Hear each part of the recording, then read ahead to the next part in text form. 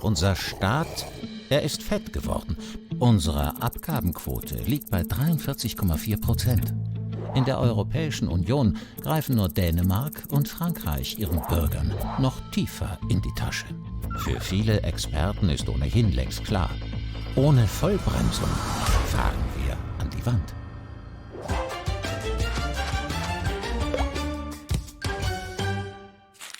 Die Welt im Jahr 2026 nach Christus. Ganz Europa setzt alle Hebel in Bewegung, um nicht den Anschluss an die Supermächte in Asien und Amerika zu verlieren. Ganz Europa? Nein. Ein von unbeugsamen Einwohnern bewohntes Alpenland hört nicht auf, den Reformzwängen Widerstand zu leisten. Und das mit einigem Erfolg.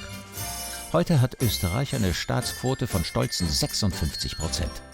Mehr als 6.000 Gesetze und 38.000 Verordnungen regeln und lähmen jeden noch so kleinen Aspekt unseres Alltags. Unsere Abgabenquote liegt bei 43,4%. In der Europäischen Union greifen nur Dänemark und Frankreich ihren Bürgern noch tiefer in die Tasche. Die staatlichen Gegenleistungen dafür werden aber immer mauer. Bei Gesundheit, Sozialstaat und Pensionen ist das System längst am Anschlag, trotz Rekordeinnahmen. Der öffentliche Schuldenberg wächst und Politiker denken laut über immer neue Steuern nach. Nicht umsonst kommt jedem Zweiten der Verdacht, der Staat ginge mit Steuergeld verschwenderisch um. Und satte 65% orten einen Reformstau in unserem Land. Für viele Experten ist ohnehin längst klar: Ohne Vollbremsung fahren wir an die Wand. Unser Staat, er ist fett geworden, behäbig und träge. Zu lange sind planwirtschaftliche und aufgeblähte Strukturen gewachsen, die viel kosten und die Republik lähmen. Das Dickicht aus Vorschriften lässt sich mit dem Skalpell nicht mehr lichten. Da bräuchte es schon schwereres Gerät und mutige Reformen. Doch warum tut die Politik nichts dergleichen? Was gehört angegriffen und wie kann ein Neustart für unser Land gelingen? Wir leiden an einer Vielzahl an Problemen. Die eine Lösung gibt es also nicht. Aber will man wo anfangen, dann am besten am dicksten Brocken in unserem Budget, dem Sozialstaat. 1/3 unseres gesamten Bruttoinlandsprodukts geht dafür drauf. Das sind etwa 162 Milliarden Euro. Zu Recht erwartet sich der Bürger bei so hohen Kosten eine Gegenleistung.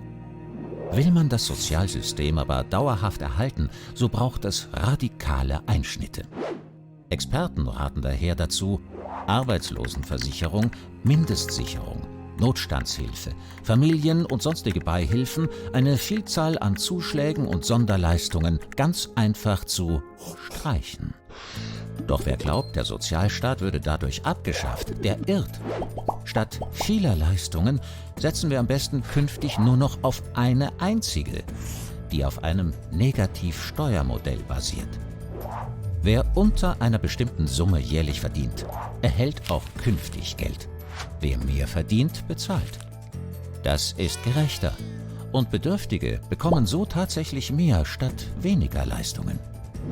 Denn durch die vielen Transfers entstehen immense Kosten, die nicht bei den Bedürftigen ankommen, sondern im System versickern. Alleine die Verwaltung und Abwicklung der Sozialleistungen verschlingen jährlich etwa 4,2 Milliarden Euro. Geld, das anderswo verteilt werden kann. Dieser Schatz lässt sich heben, wenn wir auf das Ein-Transfer-Modell umschwenken. Weiterhin blieben rund 37,8 Milliarden Euro, die bei den Empfängern ankommen. Und dafür ist keinerlei neue Bürokratie notwendig. Und das ist wichtig.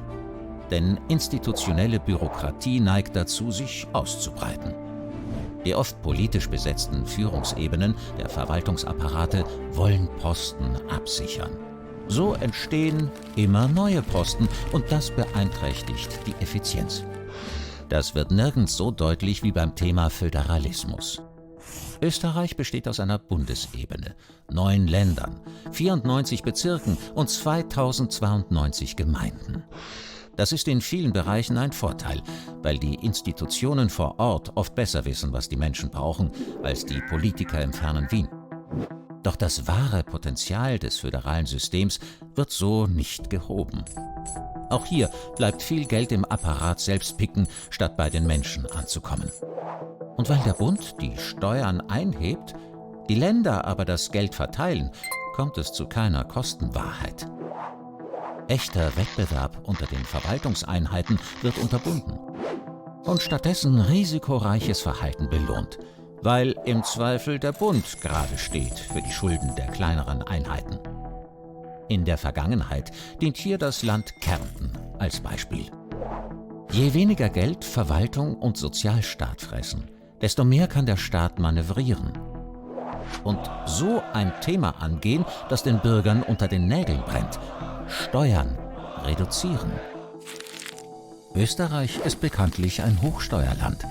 Eine Annäherung der österreichischen Abgabenquote von 43,4% an den EU-Durchschnitt würde dem Ökonomen Denis Kučera von der Agenda Austria zufolge eine Entlastung von 18,6 Milliarden Euro bedeuten.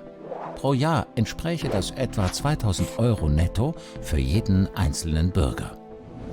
Führt Österreich eine Flat Tax von 16% ein, wären die Effekte sogar noch deutlicher. Dann würde jeder Beschäftigte um fast 3.000 Euro pro Jahr entlastet, die Arbeitskosten gesenkt und die Wirtschaft belebt. Zu all diesen Vorstößen gehört aber eine weitere Einsicht: Letztlich müssen wir selbst wieder lernen, mehr Eigenverantwortung zu tragen. Der Staat kann uns nicht jede Mühsal abnehmen. Sind das alles neue Ideen? Nein. Die Pläne dazu werden schon jahrzehntelang gewälzt. Andernorts ist man aber zur Tat geschritten, mit Erfolg. Als Beispiel dient hier der Musterschüler Schweden. Das Land stand in den 1990er Jahren am finanziellen Abgrund. Ausgerechnet unter sozialdemokratischer Führung schwenkte man um auf einen radikalen Sparkurs, sanierte zuerst das Budget und dann Verwaltungs-, Pensions- und andere staatliche Systeme. Heute ist Schweden zurück an der Spitze. Während die Verschuldung in Österreich 2025 84,7% der Wirtschaftsleistung ausmachte, liegt dieser Wert in Schweden bei 35%. Damit hat das Land heute viel Spielraum für Investitionen. Das kann auch in Österreich gelingen, wenn wir mutig einen Neustart wagen. Liebe Zuschauerinnen und Zuschauer, vielen Dank, dass Sie dabei waren. Viele weitere spannende Details zum Thema lesen Sie online auf www.derpragmaticus.com. Schauen Sie auch in die neue Ausgabe des Pragmaticus, die sich vielen großen Fragen unserer Zeit widmet.